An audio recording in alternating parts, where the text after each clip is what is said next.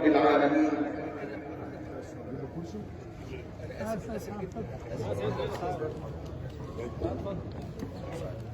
الحمد لله خلق الإنسان فقدره، ثم السبيل يسره، ثم أماته فأقبره، ثم إذا شاء أنشره. كلا لما يقض ما أمره. فلينظر الإنسان إلى طعامه أنا صببنا الماء صبا ثم شققنا الأرض شقا فأنبتنا فيها حبا وعنبا وقضبا وزيتونا ونخلا وحدائق غلبا وفاكهة وأبا. هذا الخالق القادر الذي ربط الموت والحياة بقدرته، فقال تبارك الذي بيده الملك وهو على كل شيء قدير، الذي خلق الموت والحياة ليبلوكم أيكم أحسن عملا وهو العزيز الغفور. هذا الإله القادر الذي يتجبر الإنسان على أرضه مع ضعفه وقلة حيلته. فما الأرض التي أنت عليها إلا نقطة على حرف في مجلد بالنسبة للكون. هذه الأرض وزنها 6 مليون تريليون طن،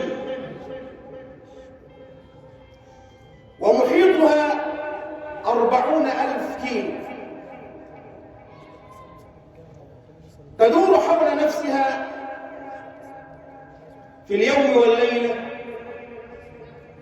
بسرعة 28 كيلو في الدقيقة، وتدور حول الشمس في مدار 950 مليون كيلو بسرعة 30 كيلو في الثانية. والأرض والمجموعة الشمسية كلها مندفعة في مجرة واحدة التي نحيا عليها أو نحيا فيها بسرعة 230 كيلو في الثانية في الفضاء اللامحدود منذ أن خلقها الله إلى أن يرث الله الأرض ومن عليها. وهذا القمر الذي يدور حول الأرض يبتعد في كل عام 2 سنتي، ويظل هكذا إلى أن يخرج من نطاق الأرض وجاذبيتها عندما يأذن الله سبحانه وتعالى ويدخل في جاذبية الشمس فتبتلعه الشمس في لمح البصر. عندها يكون قد أتى الإذن من الله. اسمع لمن لا يثق في الله ولا في قوله: لا أقسم بيوم القيامة ولا أقسم بالنفس اللوامة أيحسب الإنسان أن لن نجمع عظامه بلى قادرين على أن نسوي بنانه. ده البصمة بتاعتك هترجع زي ما كانت. اللي مفيش مخلوق في الكون بصمته زي التاني. هتطلق الأرض؟ نعم. تتحلل في الأرض؟ نعم. تتغذى بعض الأشجار على ما كان من جسدك فيدخل الإنسان في شجر؟ نعم. وربما كان في بحر فأكله سمك وأكله آخر فدخل إنسان في إنسان، لكن يوم القيامة بأمر من الله إذا زلزلت الأرض زلزالها وأخرجت الأرض أثقالها وقال الإنسان ما لها يومئذ تحدث أخبارها بأن ربك أوحى لها. طب الكون ده والإنسان ده هيجتمع إزاي؟ اسمع، قد علمنا ما تنقص الأرض منهم وعندنا كتاب حفيظ. بالأمر ترجع كل شيء مكانه. وبعدين اسمع، لا أقسم بيوم القيامة ولا أقسم بالنفس اللوامة أيحسب الإنسان أن لن نجمع عظامه بلى قادرين على أن نسوي بنانه بل يريد الإنسان ليفجر أمامه يسأل أيان يوم القيامة. دوت ايه؟ عارف انت؟ فإذا برق البصر حينما تبتلع الشمس القمر سيحدث وهج. أنت ستفاجأ، ما هذا الوهج؟ لا تعلم أين القمر؟ ذهب أدراج الرياح.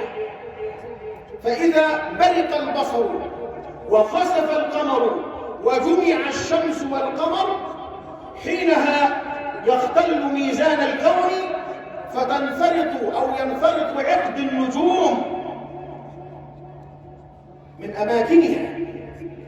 هنا يقول الإنسان يومئذ أين المفر؟ أروح فين؟ لذلك قدرة الله سبحانه وتعالى قالها لك قبل أن يذكر لك الموت وهو الأصل. فإن الحياة للإنسان في طيلة الزمان إنما هي ومضة، يعني كده نور نور ضفة في ليل بهيم طويل في عمر الزمن. ده حياتك، لأن الله أحياك من قبل.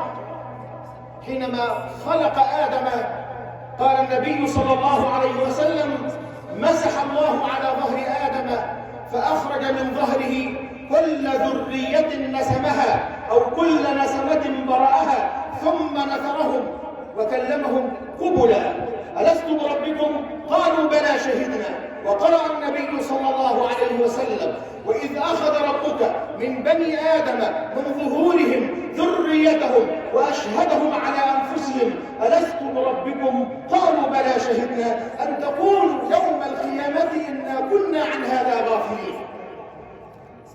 فمن حينها منذ أن خلق الله آدم إلى أن تحيا من الأرض وقال الإنسان ما لها إنما الحياة الطويلة لك هي بمثابة ومضة في ليل طويل بهيم.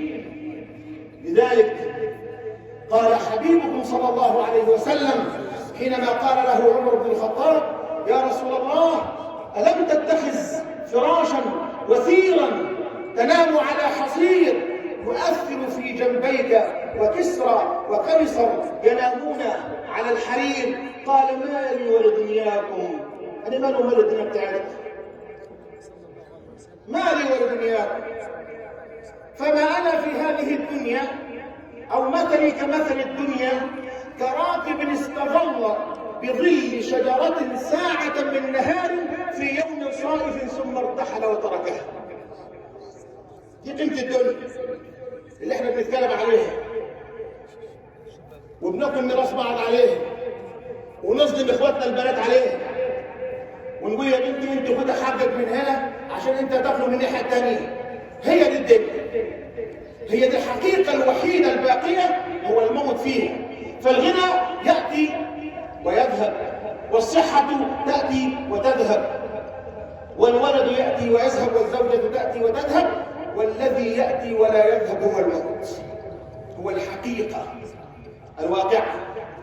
لا اريد ان اطيل على حضراتكم لانني على سفر وعشان فضيلة الشيخ سمح لي جزاه الله عني خيرا، لكني أقدم عزائي لآل الفقد ولكل آل كرداسة وخاصة بني مجدون في رحيلنا رحمة الله عليه أخي وحبيبي الحاج إبراهيم الفقي، هذا الرجل الذي لا أعلم عنه إلا خيرا، وكنت أرى قلبه كما أرى اللبن الحليب. أسأل الله العلي القدير أن يشفع فيه مرضه، وأن يشفع فيه صلاته، وأن يشفع فيه قيامه، وأن يشفع فيه كل أعماله الصالحة. اللهم إنه نزل بك وأنت خير منزول، اللهم فأكرم نزله، اللهم جاف الأرض عن جنبيه ووسع مدخله ووسع له في قبره مد بصره. اللهم إن كان محسنا فزد في إحسانه، وإن كان مسيئا فتجاوز عن سيئاته. وأنتم أقول لكم شكر الله سعيكم جميعا، والسلام عليكم ورحمة الله وبركاته.